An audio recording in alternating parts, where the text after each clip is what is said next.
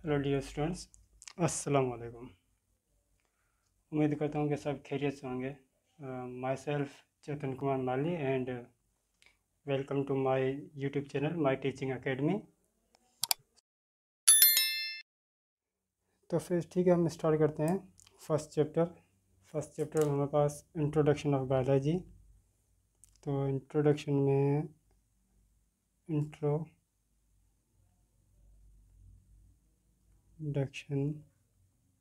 Of biology. तो introduction में हम देखेंगे कि बायोलॉजी में कौन कौन सी चीज़ें आ जाती हैं। ठीक है, तो फर्स्ट ऑफ ऑल बायोलॉजी क्या है? एक ग्रीक लैंग्वेज का वर्ड है जिसकी माने होती है बायोस, मतलब लाइफ, एंड लोगोस मतलब स्टडी। ठीक है, तो ये हमारे पास दो वर्ड्स हैं, एक है हमारे पास बायोस और दूसरा है लोगोस मतलब स्टडी। तो हम देखेंगे कि अब ओवरऑल इसकी डेफिनेशन क्या बनती है। तो बायोलॉजी क्या है? Biology is the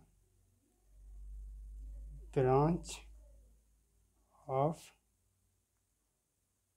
natural science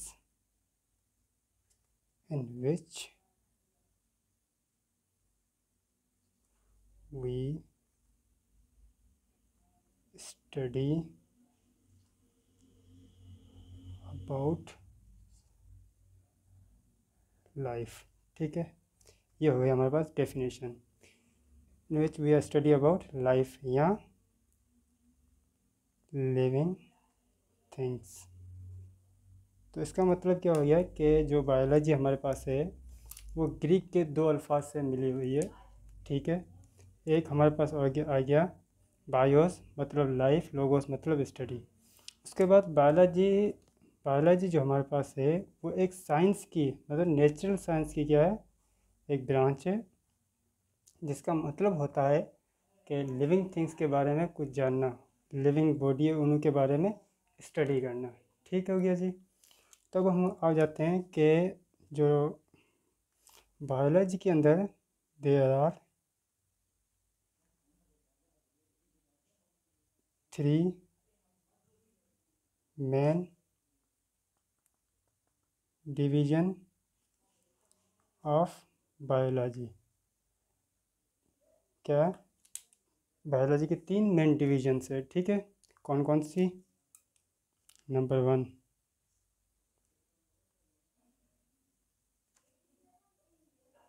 botany, उसके बाद नंबर 2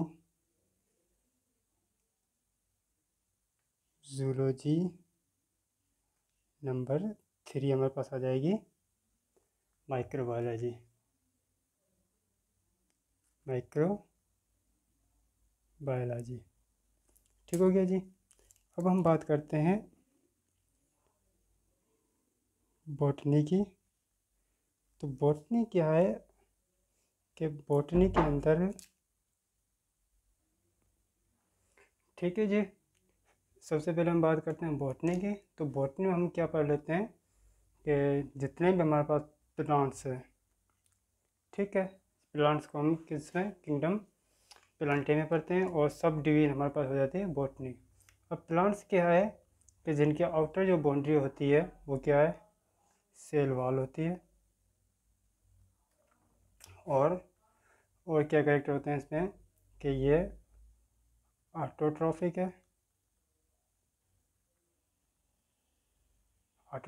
है, इनमें क्लोरोफिल क्लोरोफिल पाया जाता है इन्होंने। और ये क्या होते हैं, सेसाइल होते हैं। और इनके जो स्पोर्स होते हैं, ठीक है, ये क्या होते हैं, हमारे पास सेसाइल होते हैं। ठीक है, और ग्रीन ग्रीन पार्ट में क्या होता है कि हमारे पास क्लोरोफिल पाया जाता है, जिसमें वो अपना फोटोसिंथेसिस का क्या चीज़ फोटोसिंथेसिस का प्रोसेस कर सके। ठीक हो गया जी। उसके बाद हम आ जाते हैं जूलॉजी में। अब जूलॉजी क्या है कि जूलॉजी में हम पढ़ेंगे जितने भी हमारे पास एनिमल्स हैं, क्या चीज़, जितने भी हमारे पास एनिमल्स हैं वो किंगडम एनिमलिया और सब डिवीज़न हम, या हम डिवीज़न की बात करें तो जूलॉजी में पढ़ते हैं। ठीक है। अब जूलॉजी के जो आउटर मेम्ब्रेन होती है उसको हम सेल मेम्ब्रेन कहते हैं। क्या चीज़, सेल मेम्ब्रेन कहते हैं। और ये हेटेरोट्रॉफिक होती है। ठीक हो जी। हेटेरोट्रॉफिक होती है और इनमें क्लोरोफिल तो होता नहीं है, इसलिए क्या होता है, ये हेटेरोट्रॉफिक होती है। और ये अपना फूड खुद भी तो प्रिपेयर नहीं कर सकते, ये किसी होस्ट पे डिपेंडेंट होते हैं। फोटोसिंथेसिस का इनमें प्रोसेस नहीं होता है। क्या चीज़, फोटोसिंथेसिस इनमें नहीं होती, तो इसीलिए हम इसको कहते हैं हेटेरोट्रॉफिक। सही हो गया जी। उसके बाद हम आ जाते हैं माइक्रोबायोलॉजी पे। माइक्रोबायोलॉजी, तो माइक्रोबायोलॉजी में हम कौन कौन से एनिमल्स या कौन से ऑर्गेनिज्म को स्टडी करते हैं। माइक्रोबायोलॉजी में हम माइक्रो ऑर्गेनिज्म की स्टडी करते हैं, या वो ऑर्गेनिज्म जिसको हम माइक्रोस्कोप की हेल्प से हम देखते हैं। इसमें यूनिसेल्यूलर एंड मल्टीसेल्यूलर भी आ सकते हैं, unicellular as well as multicellular organism भी आ जाते हैं। ठीक है। और कुछ काफ़ी पैरासाइट जो कि क्या है हमारे पास माइक्रो ऑर्गेनिज्म है, वो माइक्रो ऑर्गेनिज्म है। ठीक है, वो सारे आ जाते हैं। ठीक हो गया जी। अब उसके बाद हमारे पास इन्हों की कुछ ब्रांचेज हैं, तकरीबन अबव 15 देर आर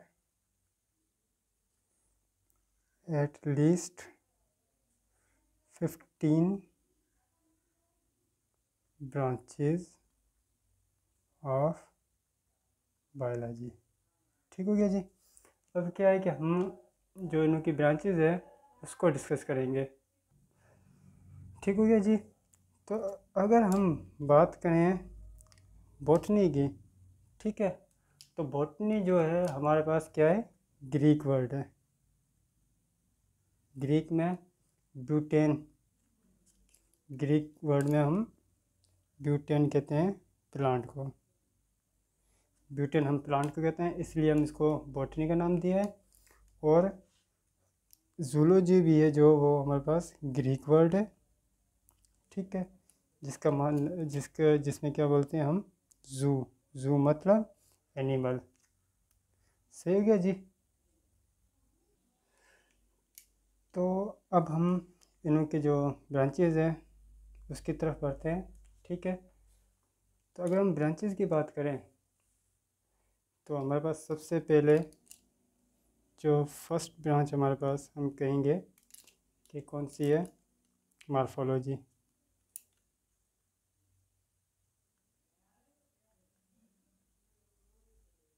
मॉर्फोलॉजी, अब मॉर्फोलॉजी में क्या होता है कि जो हमारे पास मॉर्फोलॉजी है, ठीक है, वो है हमारे पास एक ग्रीक वर्ड है। ठीक हो गया जी। ग्रीक वर्ड है जिसमें हम मॉर्फ मॉर्फ के मतलब क्या होता है, मॉर्फ का मतलब होता है फॉर्म। ठीक है, और लॉजी का मतलब आपको पता है, लोगोस, स्टडी। ठीक है, तो अब हम मॉर्फोलॉजी में क्या स्टडी करते हैं, कोई भी लिविंग ऑर्गेनिज्म है, ठीक है जी, उसकी जो आउटर या हम कह लें एक्सटर्नल अपीयरेंस। एक्सटर्नल अपीयरेंस है, हम उसको बोलेंगे मॉर्फोलॉजी। या हम आउटर जो स्ट्रक्चर होती है किसी भी लिविंग ऑर्गेनिज्म की स्ट्रक्चर की बात कर ले हम, उसको हम कहते हैं, उसकी जो स्टडी होती है उसको हम मॉर्फोलॉजी में पढ़ते हैं। ठीक हो गया जी। उसके बाद हमारे पास सेकंड जो ब्रांच है, सेकंड ब्रांच हम बोलेंगे एनाटोमी। अब एनाटोमी भी क्या है, ये भी ग्रीक लैंग्वेज का वर्ड है। ठीक है ये ग्रीक वर्ड एना का मतलब होता है क्या, एना का मतलब होता है पार्ट। क्या चीज़, पार्ट या अप। और टोमी का मतलब कटिंग। टोमी का मतलब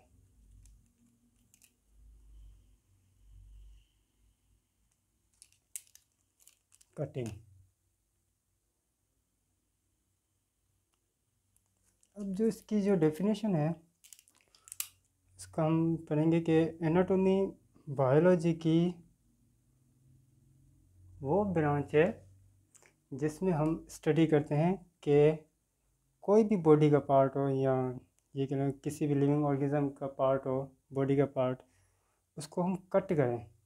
ठीक है, कट करें और उसके जो इंटरनल ऑर्गन होते हैं या हम स्ट्रक्चर कह लें, उनकी स्टडी करें। क्या, the study of internal part of body of living organism by cutting them and open. क्या करें उसको, लिविंग लिविंग बॉडी है, ठीक है, उसको क्या करें हम कट करें, और कट करने के बाद उस पार्ट की हम क्या करें स्टडी करें, उसको हम बोलेंगे एनाटोमी। इसकी हम डेफिनेशन इससे भी बोल सकते हैं कि anatomy is the branch of biology in which we study about cutting part। जिस पार्ट को हमने कट किया हो और उसको हम स्टडी करें तो हम उसको बोलेंगे एनाटोमी। ठीक हो गया जी। उसके बाद हमारे पास थर्ड पे हम आ जाते हैं सेल बायोलॉजी। क्या चीज़, सेल बायोलॉजी।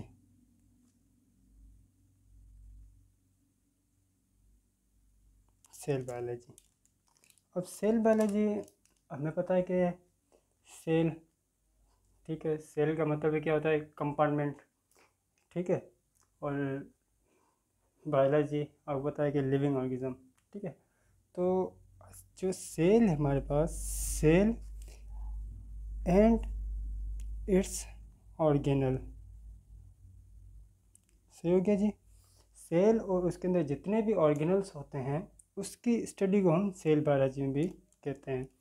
और सेल बायोलॉजी की जो रिसेंट जो हमारे पास हम स्टडी कहते हैं उसको हम साइटोलॉजी भी कहते हैं। सेल बायोलॉजी एक और डेफिनेशन है, वो ब्रांच है जिसको हम साइटोलॉजी भी कहते हैं। ठीक हो गया जी। उसके बाद हम आ जाते हैं फोर्थ पे। फोर्थ हमारे पास कौन सी आ गई, आ गई हिस्टोलॉजी। हिस्टोलॉजी, अब हिस्टोलॉजी का मतलब क्या है कि ग्रीक में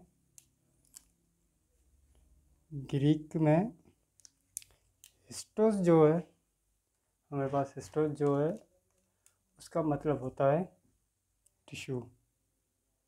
हिस्टोस मतलब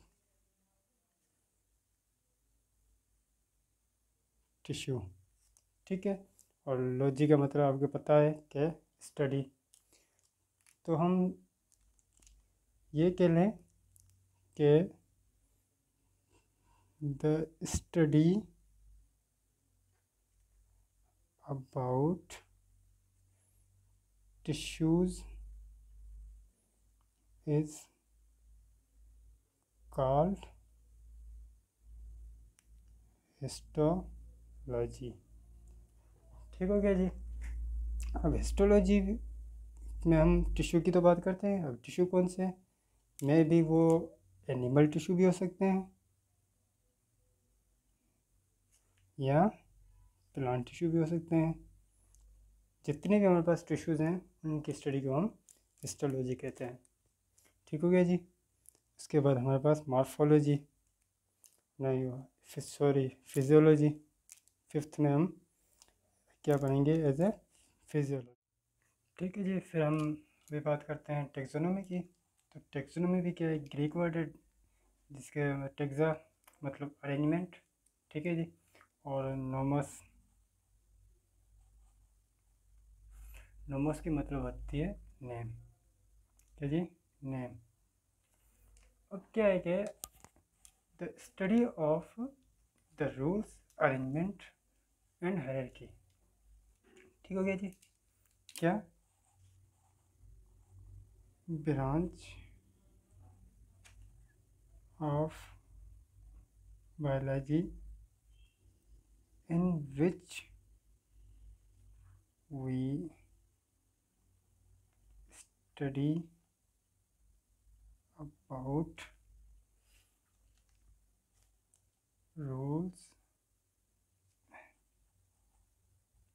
principles and grouping and naming of organisms।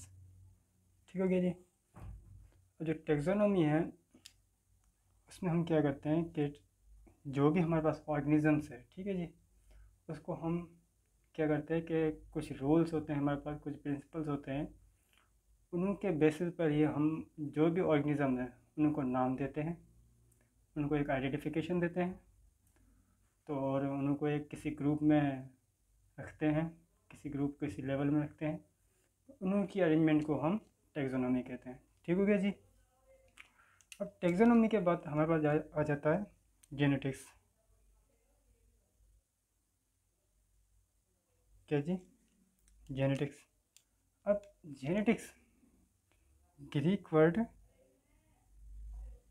किससे? जेनेसिस से। ठीक है जी। ग्रीक वर्ड जेनेसिस मतलब डेसेंट, डेसेंट भी हम कह सकते हैं, और ओरिजिन, इसका मतलब क्या था? ओरिजिन। ठीक है जी।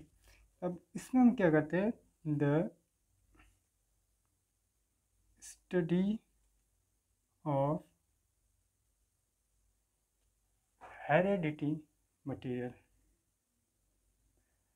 Heredity material that transfer,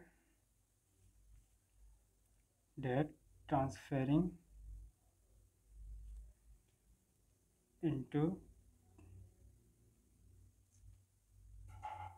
generation to generation। ठीक हो गया जी। अच्छा, transfer character, transferring character. Genetics Greek word है जिसकी जेनेसिस मतलब डिसेंट और ओरिजिन। इसमें हम क्या करते हैं, स्टडी करते हैं किसकी? हेरिडिटी मटेरियल की। ठीक है। अब हेरिडिटी मटेरियल हमारे पास क्या हो जाएगा? जीन हो गया, डीएनए, या फिर हमारे पास क्या है? Heredity material. इस अंत के अंदर क्या होता है कि इन्फॉर्मेशन कलेक्ट की होती है, इसके अंदर इन्फॉर्मेशन स्टोर की होती है, जिस जो क्या होती है कि ट्रांसफ़र हो जाती है, जिसमें करेक्टर ट्रांसफ़र होते हैं एक जनरेशन से दूसरे जनरेशन में। क्या होता है कि ट्रांसफॉर्मेशन ऑफ करेक्टर होता है। ठीक हो गया जी। इसके बाद हम आ जाते हैं एट्थ नंबर।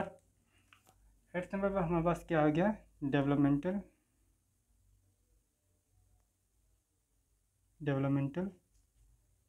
बायोलॉजी। अब डेवलपमेंटल बायोलॉजी हम क्या करते हैं कि स्टडी करते हैं किसकी, जैसे कि the study about formation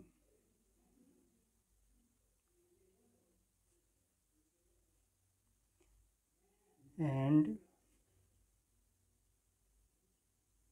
development of embryo.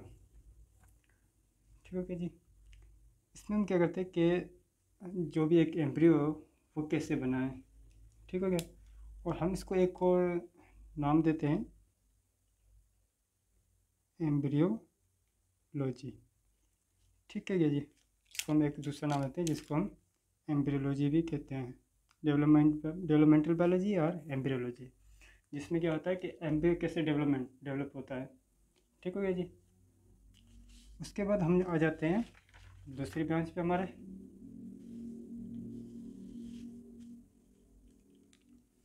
दूसरी ब्रांच का हमारा नाम है, ये आ गया हमारे पास branch number 9th, environmental biology.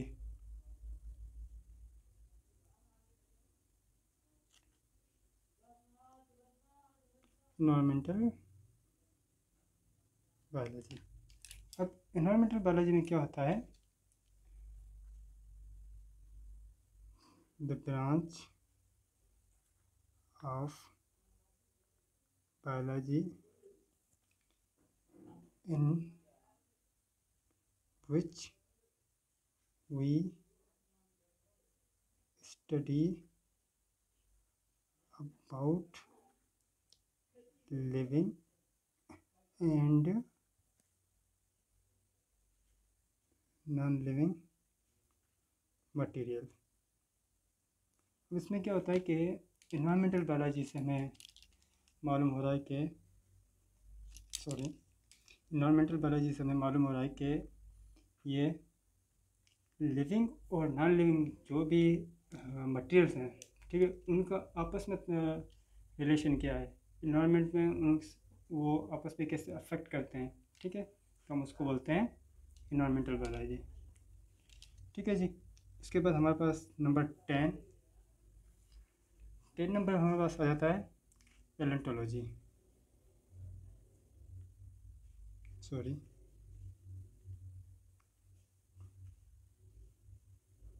Palaeontology. अब ग्रीक वर्ड, ये भी क्या है, ग्रीक वर्ड है, जिसका पैलियोज का मतलब क्या होता है, ancient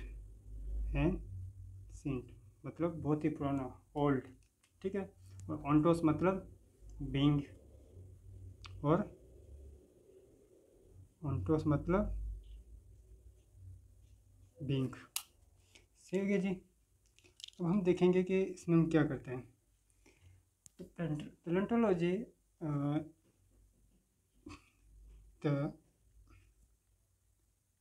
branch of biology in which we study about remote past। ठीक हो गया जी। रिमोट पास्ट कह लें या फिर फॉसिल्स कह लें आप, इनों के बारे में हम स्टडी करते हैं। अब अगर बात करते हैं हम इसके अंदर, तो हमारे पास इसके अंदर भी दो डिवीज़न है। नंबर 1 पैलियोजूलॉजी और पैलियो बॉटनी। ठीक है जी। अब पैलियोजूलॉजी से हमें पता चल रहा है कि पैलियो का मतलब फॉसिल्स और जूलॉजी का मतलब होता है हमारे पास एनिमल्स। ठीक हो गया जी। अब इस ज़माने में जितने भी हमारे साइंस मिल रहे हैं या कोई भी ऐसा पार्ट मिले जो एनिमल से रिलेटेड हो, जो हमें फॉसिल की तरफ ले जाए, या हम ये कह रहे हैं कि पिछले ज़माने में आज से 5,000 10 साल या हज़ारों साल पहले जो भी हमारे पास बड़े बड़े जानवर थे, या आज हम उसको फॉसिल में पढ़ते हैं, तो उनको हम क्या बोलते हैं कि पैलियोजूलॉजी। अगर बात करते हैं पैलियो बॉटनी की, पैलियो का मतलब आपको पता है एंसेंट, और बॉटनी का मतलब प्लांट्स। तो आज हमें जो भी प्लांट्स वगैरह मिल रहे हैं, अगर उनके साइन या सिम्टम्स या हम मार्क कह रहे हैं, वो हमें अगर पिछले ज़माने के प्लांट्स से मिलते हैं तो हम उसको बोलते हैं पैलियोबॉटनी। सही है जी। उसके बाद हमारे पास आते हैं biotechnology, number 11।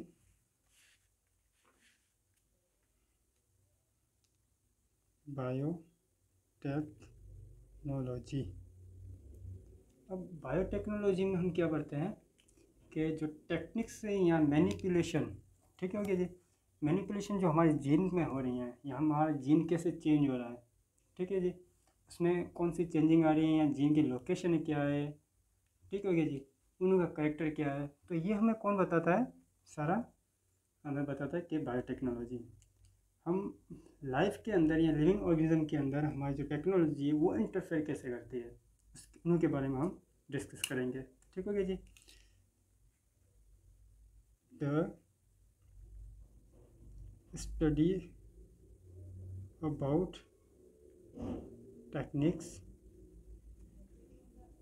And manipulation of gene to bring the changes in the structure and location of gene, ठीक हो गया जी। तो हम उसको क्या बोलते हैं, biotechnology. Gene to achieve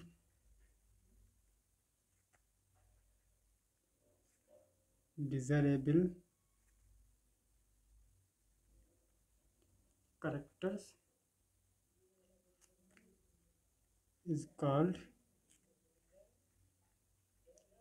biotechnology. सही है जी। अब क्या होता है कि बायोटेक्नोलॉजी हम लाइफ के अंदर टेक्निक्स का यूज़ करके या बायो इंजीनियरिंग का यूज़ करके हम अपने जीन की लोकेशन या उसमें जो भी चेंजेस है उसको हम देख सकें, या वो उसके अंदर कौन सी चेंजिंग आ रही है वो कर सकें, तो उसको हम बायोटेक्नोलॉजी कहते हैं, ठीक हो गया जी। उसके बाद हम आ जाते हैं अभी नंबर 12, पैरासाइटोलॉजी।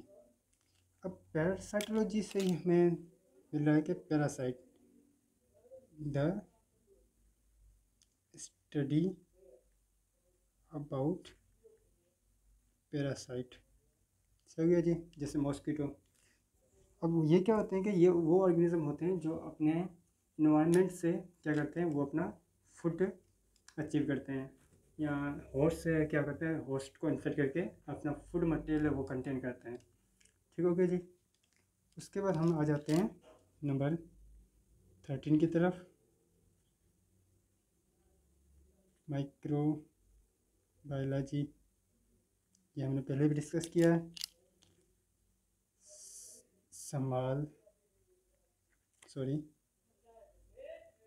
ऑर्गेनिज्म, या हम ये कह रहे हैं माइक्रोस्कोपिक। जितने भी हमारे पास स्मॉल ऑर्गेनिज्म या माइक्रोस्कोपिक ऑर्गेनिज्म होते हैं जिसको हम अपने आइज़ से ना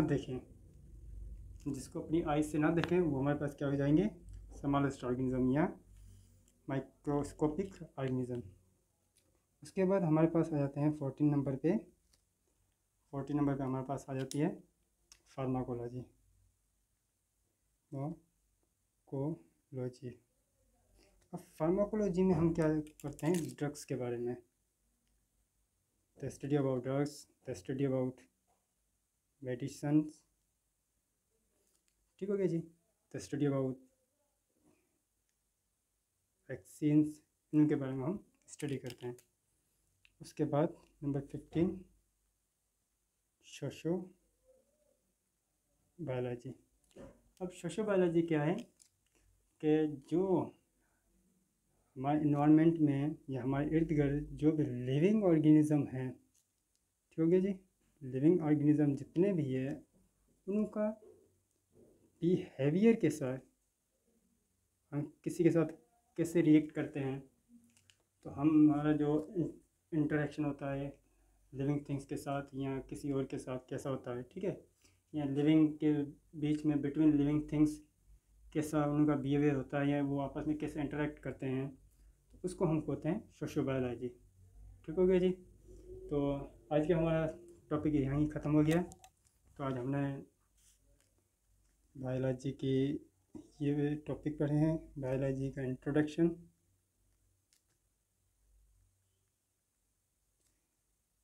थ्री मेन डिविजन्स